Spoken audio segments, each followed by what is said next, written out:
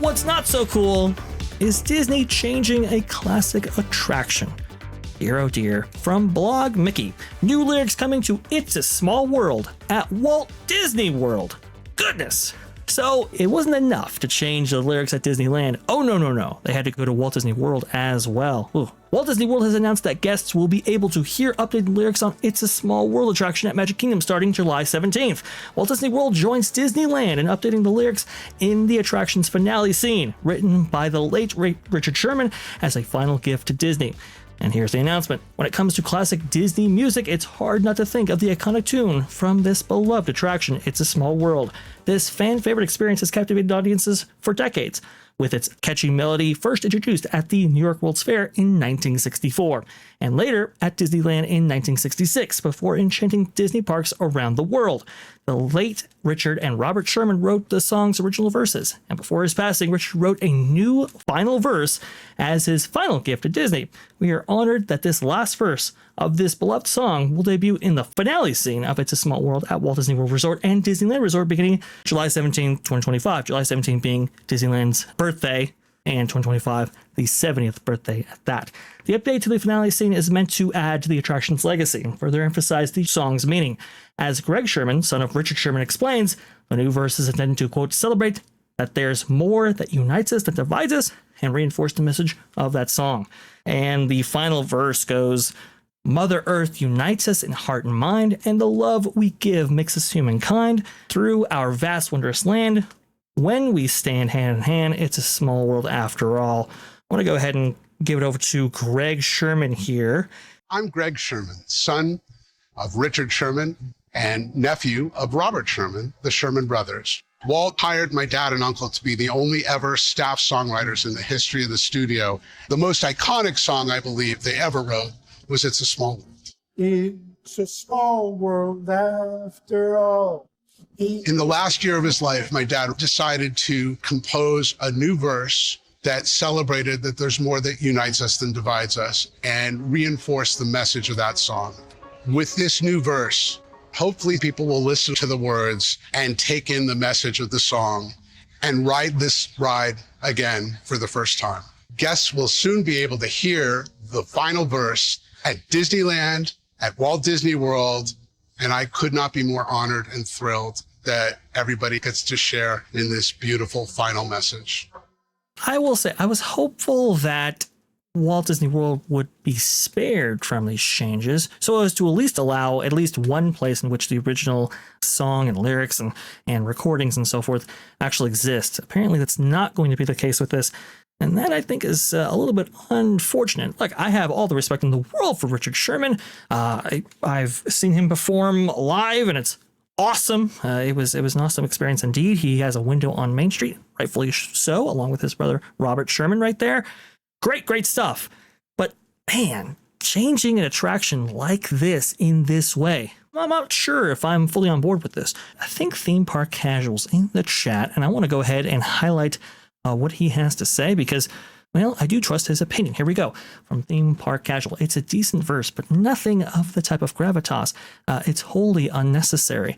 That's kind of the way I feel about it. I just, you're messing with perfection. I remember Corey Burton. I believe that is the name right there. I remember hearing him at a D23 Expo panel, actually, talking about how they wanted him to record the Ghost Host spiel for the updated safety spiel. So this was about like 25 years ago or so, where Disney had to be very clear that it wasn't just, keep all your hands and feet inside the ride vehicle. It's keep all hands, arms, legs, and feet inside the ride vehicle, which is, I don't know, it's like really like just doesn't, bodily appendages, like you just mentioned that you're good to go. No, they had to be very, very clear about this. And so they had to change all of the safety spills to all of their attractions in order to reflect that updating. And so they wanted to do that with the Ghost Host, and they wanted to have Corey Burton do it because he does the Ghost Host for the holiday version of that attraction right there. And he was like, that's like painting on the Mona Lisa. You can't do it, and I won't do it. And he didn't actually lend his voice to that spiel right there. Can I just tell you guys a quick story about Corey? You probably know that for the holiday version of Haunted Mansion, that the ghost host is played by my friend Corey over here. Fabulous job. No, but what I wanted to say, because you are so fabulous in that, but you're so true to our voices. You may remember a few years ago, we wanted to have the ghost host say arms, legs, hands, and feet inside the ride vehicle at all times, which would not have been part of the original Paul Frees track. Corey wouldn't do that because he didn't think that the ghost host should be messed with. We messed with him anyway, but I thought that showed a lot of integrity on his part, and I think Corey's amazing. It wasn't even a conscious decision. I just couldn't do it. It's like, oh, just paint a little mustache on the Mona Lisa, just a little. No one's gonna notice. No, I couldn't do it. I just froze up and said, I can't do that. That's right, and I have that $10 million I was gonna give you today. All right. There you go. I think of that similarly with this. This is like Walt Disney's really final attraction that he ever got to see and open at Disneyland Park. I believe there's footage of him, pouring the waters of the world into the Small World Trough right there in November of '66. Again, he passes away 1 month later. So it's really sad to kind of see this attraction messed with as much as it has been already, but to mess with the iconic song, I don't know if this is such a good idea.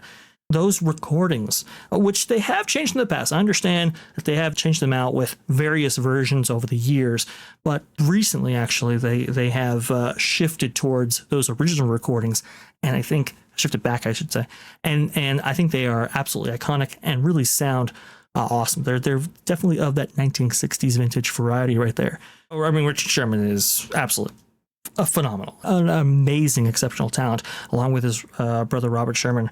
The iconic soundtracks that they were a part of when it comes to like the Enchanted Tiki Room, really selling that attraction, because a lot of people didn't know what the heck it was, and so it was like, well, let's just go ahead and explain it through song, and it's an earworm for sure. In fact, actually, you've always got to be ready for the show. Pay attention, it's Joe time. There you go, right? It is absolutely fantastic.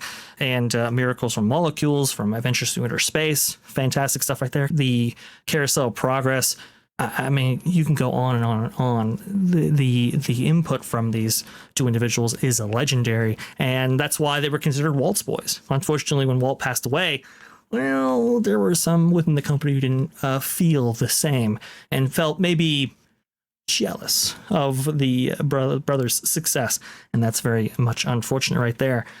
Disneyland's version, it has the characters, right? It has the characters actually added by Kim Irvine. Now, it wasn't something that, I think she championed. I think she was handed an assignment and she handled it. And to be honest, it was handled the best way that you possibly could, right? I think it was a company mandate to say, okay, we had to imbue this ride with our Disney characters. I would have done that, but, c'est la vie. That's what the company mandate actually was. And for Kim Irvine, it was, okay, let's go ahead and facilitate this. I'd rather be in charge of it than anybody else. Marty Sklar attempted to, placate everybody by saying, hey, Disney's not a museum or whatever. And I think there was some allegation that that letter was forged or something. Anyway, Small World was changed and altered forever in order to incorporate those characters. So you should see some of those right now on screen, actually. But after that change, I think it did start to take away, I think, from the original vision of this attraction.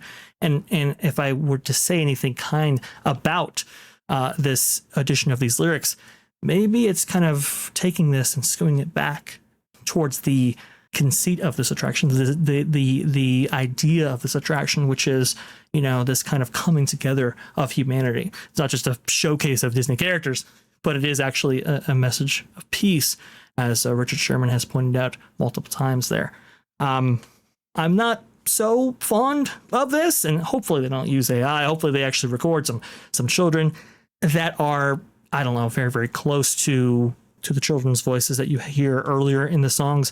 But I would assume that if you're going to go that route, you'd have to change out the entire recordings associated with that finale scene. So here is, and I've said this before, but here is the deal about It's a Small World and Richard and Robert Sherman. They were so integral to the golden age of Disney, and they were very important to the image of Disneyland specifically, because that is the era at which they were fully participating in what Walt was doing.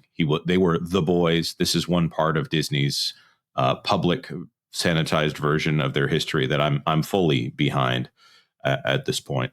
This is a ride that probably doesn't need an update. And this is a company that is always looking to have the appearance of motion in their parks, just in the same way that even if things are going pretty good, Congress would rather pass a bill that might ruin everything because they want to look like they did something, just like in the wake of a tragedy. They might decide on someone to punish legislatively because they want to look like they're doing, quote unquote, something. The verse itself, I'm not a huge fan of. I do know that Richard Sherman did write it himself. He performed it. There's a short documentary on Disney Plus about that. I think that Richard Sherman's work is some of the best things that the Walt Disney Company ever had a hand in, and they're fantastic. But that being said, in 2025, a verse that talks about how Mother Earth unites us is a little strange coming from a company that seems so down on patriotism and seems so very happy to talk about this kind of strange globalist agenda. Now, I don't think that's what Richard Sherman was necessarily going for, but this is a kind of a take it or leave it thing, and it only runs the risk of offending those who don't think it should be changed, I think. Absolutely. I fully agree with that. And there just doesn't need to be changed. It doesn't need to be altered. These things don't need to be updated. These things don't need to incorporate characters. And this includes like Pirates of the Caribbean, removing the auction scene and replacing it with Red, which is, man, that whole scene is kind of annoying. The recorded loop there is a little bit too short, and the audio is just not that good, I don't think. Changes to the Haunted Mansion, changes to the Jungle Cruise, these classic attractions, these things that we've gone to for so long, and kind of recognize and understand the time periods by which they were actually conceived and developed and installed. Like, we get it. I wish the ride just could exist. I wish the ride just, could be left alone. These classic attractions don't need to be updated all the time. But c'est la vie. This is what they want to do. And I understand it's a way to honor Richard Sherman and the Sherman brothers. But it just, like Corey Burton said, it's just, you're painting the Mona Lisa right there. And that's most unfortunate. Aldo Casabona. Okay, sorry. I do apologize. With the 199, I don't believe he wrote this verse before his death. Yeah, so there is some controversy there, suggesting that, hey, maybe he didn't actually write this verse. From what I can gather, I believe he did, but there is an open question as to the origins of this, whether or not he intended for it to be added to the attraction specifically and all of that. That's an interesting point to bring up, Aldo. Very much appreciate your input there. Thinking Heretic with the $5. The Small World song now sings about Mother Earth. How very paganistic.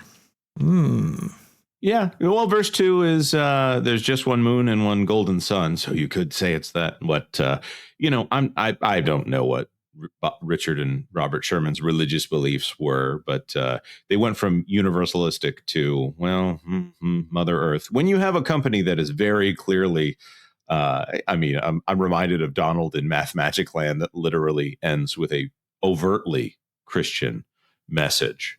And now the only Christians they like to reference are like Frollo from Hunchback of Notre Dame.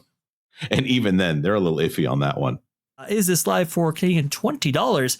For once, I have to disagree with you guys. If they can confirm that it is Mr. Sherman's dying wish to borrow a Sinatra reference, the request of a man who shook Walt Disney's hand, even if it wasn't his best work. If that's true, is this live? If it was the request of Richard Sherman that they make this change, okay, I'm with you there.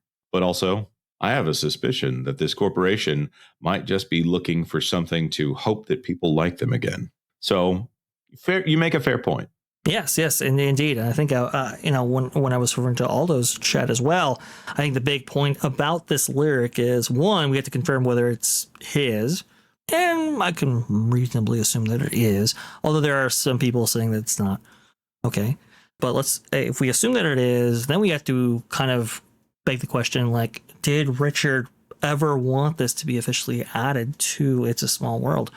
I don't really think he did. I've seen no recordings of that. I've seen no works suggesting that maybe I missed something. Maybe there is something out there that suggests, hey, look, he actually wanted this to be added. Just haven't seen that yet. So again, he is a guy that shook Walt's hand, and so does it really make sense to add this in this way? I'm not quite sure. Cohen Film with the 999. I'm offended by Dead Man Tell No Tales. Looking for something else to offend me. Yes, well, you know. Disney likes it because it's men that are dead in this one. Dead men tell no tale.